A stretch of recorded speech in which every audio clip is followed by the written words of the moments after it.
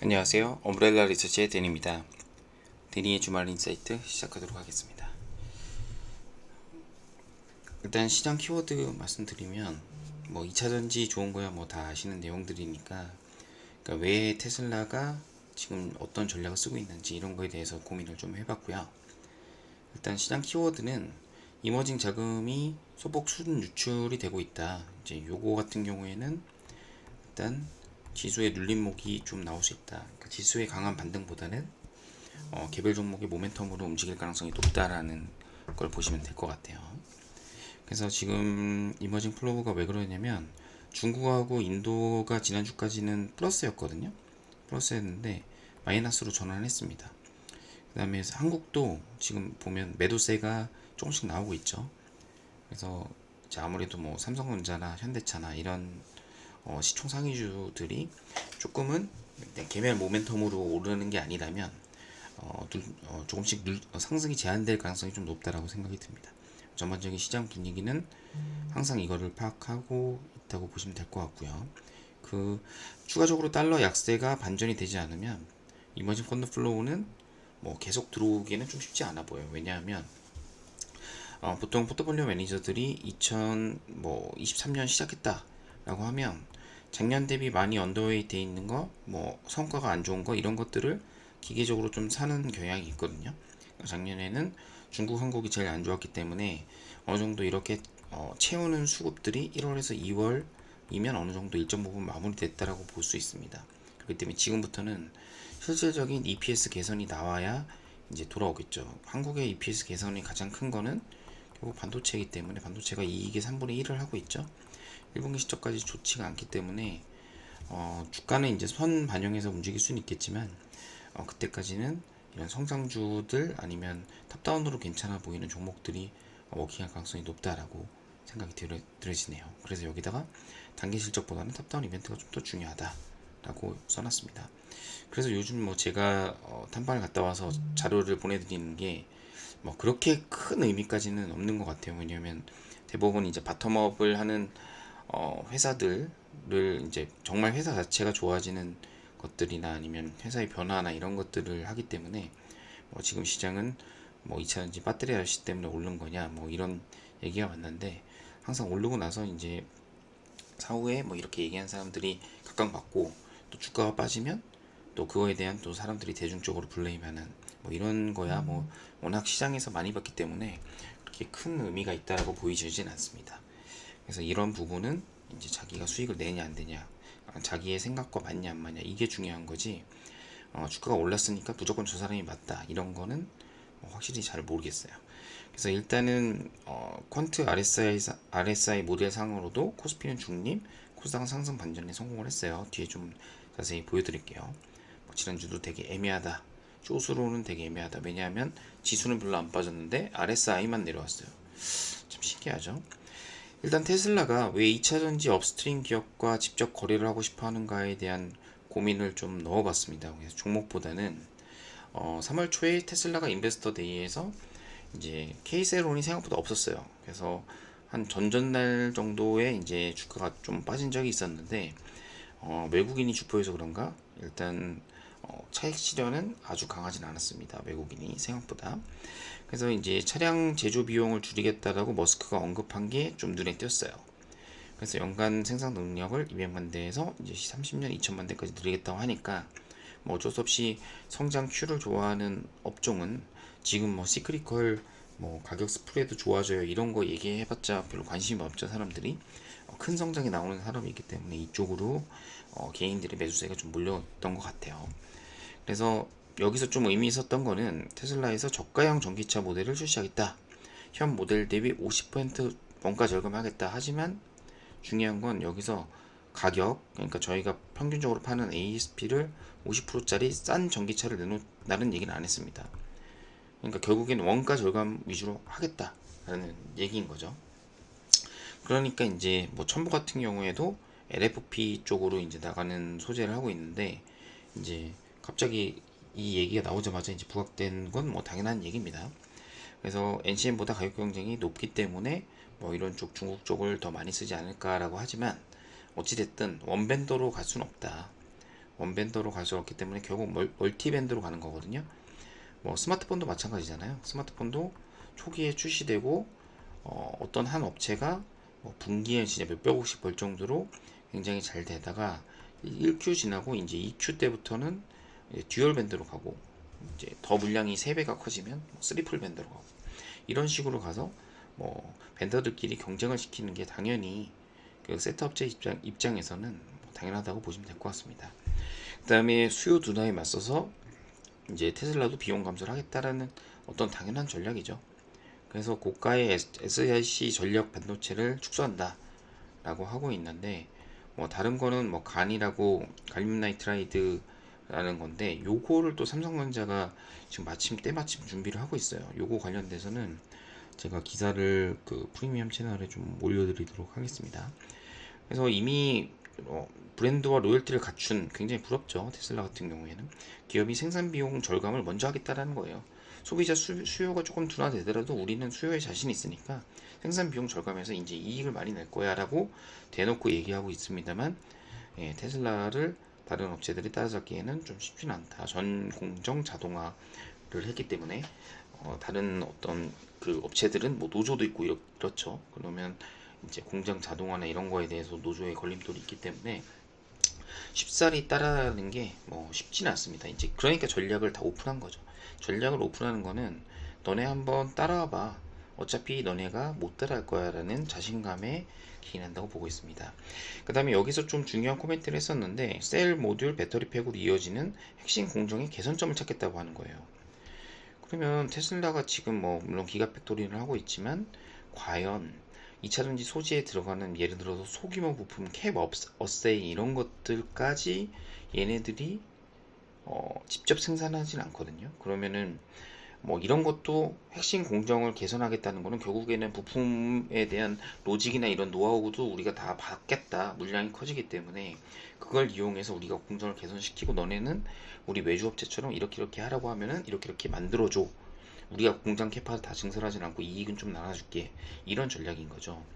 그래서 도요타가 아니라 토요타죠. 도요타도 모델 Y를 해체했는데 원가 절감에 굉장히 잘하는 도요타도 테슬라를 극찬을 했다는 얘기를 됐습니다. 그러면은 일반적인 OEM 완성체 업체들이 쫓아가는 게 쉽지가 않다 이런 거고 제가 생각할 때는 셀 모듈 배터리 팩을 핵심 공정 개선점을 찾다라는 거는 결국엔 우리가 이런 업스트림에 있는 공정에 있는 후단에 있는 애들 예를 들어서 배터리 팩을 만드는 애들이면 밑에 양극재 뭐 양극재 말고도 다른 부품들이 많잖아요. 캡 어세이 뭐 그다음에 원통 그다음에 뭐 동박 뭐 기타 등등 여러 가지 것들이 있는데 이것들을 1대1로 매칭을 해야겠다고 하니까 결국에는 얘네들하고 우리랑 이제 야 납품 우리가 이 정도 우리가 지정을 해줄게 그동안 많이 맡겨놨었는데 우리 너 따로 우리 벤더 선정할 거야 이거 어디서 많이 본 전략 아닙니까? 이 애플이 각 벤더들을 벤더 관리하고 소재 업체까지 모두 인허가스화 시킨 것처럼 빠릿빠릿하게 움직일 수 있도록 만들어 놓는 모델을 벤치마킹 했다라고 저는 보고 있어요. 굉장히 좋은 모델이죠. 나 수요 있으니까 너네가 돈만 벌지 말고 내가 하는 대로 따라와 라는 전략입니다. 그래서 배터리 부품 소재 업체들 입장에서도 직납을 하면 물량이 일단 확정이 되잖아요. 왜냐하면 저희가 뭐 삼성 SDI나 LG 에너지 솔루션에 납품을 한다고 했는데 얘네들이 결국엔 어느 업체를 찾느냐에 따라서 나의 운명이 왔다 갔다 하는 건데 그게 아니고 내가 진납을 하게 된다면 예를 들어 SDI에 납품하나 LG 에너지 솔루션에 납품하나 뭐 상관없이 상대방의 배터리 모듈이나 이런 거에 상관없이 우리는 우리 소재를 쓰도록 고객사가 지정할 수 있는 거예요. 그래서 업스트림 쪽에 관심을 가질 수밖에 없는 그런 시점까지 왔다라고 보시면 될 것 같아요. 그래서 최근에 보면 이제 GM 같은 경우에는 SDI를 선택을 했는데 뭐 이거는 양측 모두 LG 에너솔루션도 네 번째 공장까지 하기에는 자기네들도 벅찰 수도 있어요. 그렇기 때문에 이제는 수익성에서 어떻게 보면 투자로 전환을 한 기존의 MS를 좀 잃더라도 얘네들이 SDI가 글로벌로 봤을 때는 LG 에너지 솔루션에 많이 밀리는 모습이었는데 이런 거를 제외하고서라도 우리는 이제부터 공격적으로 투자할래 원통형, 우리 기존의 각형이 강자였는데 우리 원통형이 대세니까 이쪽으로 가서 할 거야 라고 생각을 하고 있어요. 그래서 지금 보면은 이미 뉴스가 나온 상황인데 SDI와 GM 뉴스는 작년 기사를 찾아보니까 2022년 10월부터 이미 움직였습니다. 이미 기사가 많이 나왔던 건데 이게 이제서야 주가가 오르고 시작했죠. 뭐 상신 EDP라든지 이런 SDI 관련된 업체들이 먼저 움직이기 시작했고, 그 다음에 조만간 BMW도 수주 확장 예정이라고 얘기 나왔기 때문에 공격적인 흐름은 연초에 나올 가능성이 높습니다. 그래서 제가 볼 때는 또 3월달 1분기까지는 이제 그림으로 지금 단기 실적이 바로 좋아지는 게 아니라 먼 미래에 있는 그림이 지금은 우리의 투자자들한테 가장 중요한 등불이다. 예, 그리고 결국에 삼성 SDI 투자 부각이 되기 때문에 뭐 연말에 보니까 현금도 한 3조 원 정도 있긴 있어요. 뭐 자기가 다 100% 투여하는 건 아니기 때문에 뭐 이런 부분에 계속 이슈가 될 수 있을 것 같다라는 거죠. 그래서 SDI 대규모 수주에도 K세론이 안 나왔기 때문에 이제는 기관들이 수익률 게임에 좀 동참할 가능성이 좀 있습니다. 네, K세론 무서워서 못 샀죠. 알고 있어도. 근데 지금 보면 한 달 동안 기관이 판 걸 보면 대부분에 많이 오른 걸 다 차익 실현하고 남은 게 없어요. 제가 볼 때는. 그래서 지금 보면 기존에 조금 샀던 기관들이 많이 샀던 거는 상신 EDP, 후성이 아니네요. SKC 뭐 요 정도예요. 뭐 이런 걸로 수익률 플레이를 좀 할 수 있다라고 볼 수 있고, 외국인 같은 경우에는 에코비엠, 나노신소재는 빼고 코스모 신소재, 뭐 동국산업, 동산업이 2,000원 뭐 이제 한다고 했으니까 일단 네. PNT 뭐 이런 것들이 지금 돌아가면서 순환매로 될 수 있어요. 그래서 뭐 주말에 보니까 오늘 보니까 상하프론테크도 뭐 캐버스데이 공장 SDI 협력 사이인데 나간다 이런 얘기가 나왔는데 뭐 이런 애들로 그냥 단기 플레이 수익률 게임을 하겠죠. 그리고 뭐 1대1 협력 가능성이 있는 업체들 뭐 SKC라든지 이런 동박 업체들 굉장히 1분기 때 실적 안 좋거든요. 뭐 전기가 엄청 많이 올랐잖아요. 그래서 동박이 원가에 많이 차지하고 있는데 당연히 실적이 적자나 뭐 이런 쪽으로 안 좋을 수밖에 없으니까 더 큐를 늘리는 방향으로 이제 임원진 경영진들이 할 수밖에 없다라고 저는 생각이 듭니다.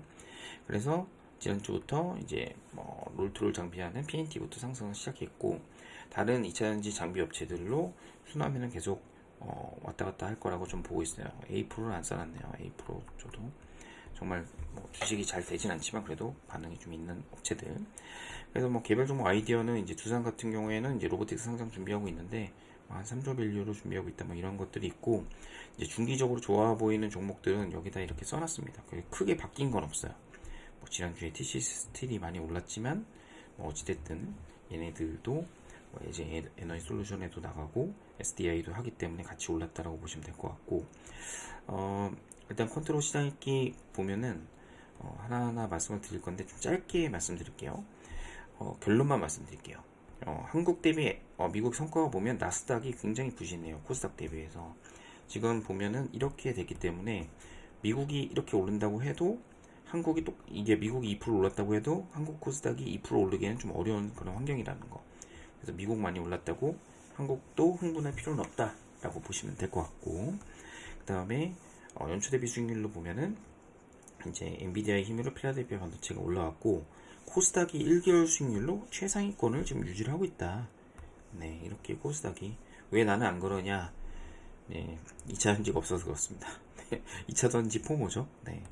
그다음에 바이오 반도체도 셀트리온의 이제 소 회장님이 오면서 이제 아웃퍼폼 구간이 이제 밑으로 빠지기 시작했어요. 삼전 하이닉스가 재미없는 구간이 계속될 수 있다라는 거. 그 다음에 곱버스가 이제 외국인들이 순매수 이렇게 팔다가 약간 뭐 이렇게 지지부진할 수 있거든요.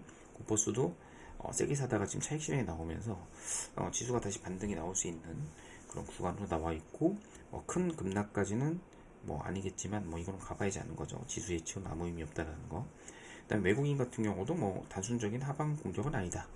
네, 뭐 그다음에 코스닥도 외국인이 순매수세로 전환됐다. 네, 그러니까 올랐겠죠. 그다음에 전자도 개인이 뭐 지금 계속 옆으로 안 팔고 버티고 있기 때문에 큰 재미 없을 것이다. 그러니까 지수보다는 이제 종목 플레이가 되겠다. 그다음에 주간으로 보면은 여름 가격이 많이 올랐거든요. 이게 여름 가격이 이제 그 중국 양회에 대비해서 또 세론으로 빠질지는 모르겠습니다만 여튼 여름 가격하고 구리 가격이 올랐습니다. 그래서 중국 관련된 인플레이션 관련주들도 좀 봐야 되는데 시장에서는 워낙 성장 쪽에 목말라야 하기 때문에 2차전지 쪽으로 움직일 수밖에 없죠. 워낙 큰 뉴스가 나왔죠. 40조면 작은 규모가 아니죠. 그 다음에 달러 강세도 소폭 둔화되고 호주 달러 약세 둔화해서 좀 리스크 오프로 가기에는 다시 또 1, 2주 만에 주가가 별 빠진 것도 없이 다시 반등이 나오고 있다. 그래서 완전한 숏은 아니다 라고 보시면 될 것 같아요. 달러 인덱스도 이렇게 올라다가 지금 주춤하고 있는 상황이고 호주도 이렇게 빠지다가 주춤하고 있어서 원달러 환율도 다시 소폭 강세로 되돌릴 가능성이 좀 높습니다. 이제 CRB 인덱스가 보면 이제 유가랑 비슷하게 움직이긴 하지만 그래도 계속 박스권을 지금 하고 있는데 요거가 이렇게 뚫을 때 그때가 좀 잘 봐야 될 것 같아요. CRB 인덱스 뚫으면 이제 바로 시컬리컬 저희가 전통 주식으로 2차전지 조정 나오면서 이제 이런 쪽으로 이제 바뀔 수가 있죠. 이런 가격이 이렇게 올랐다는 거 약간 세론 느낌이 나는데 어쨌든 요즘 세론이 너무 무서워서 제약바이오 비중도 외국인도 서정진 회장이 오면서 이렇게 반등 나온 상황인데 이게 추세가 이렇게 될지는 저도 100% 모르겠습니다. 그 다음에 RSI 모델을 좀 보면 지난주에 바닥 시그널 몇 개가 나오긴 했는데 굉장히 애매해요. 사실 코스피도 이 정도에서는 이게 숏이라고 볼 수도 없고 롱이라고 볼 수도 없고 차트상은 롱 같긴 한데 코스닥은 이제 조금 반등이 나온 그런 상황이라서 큰 의미는 RSI에서 주지 못했습니다.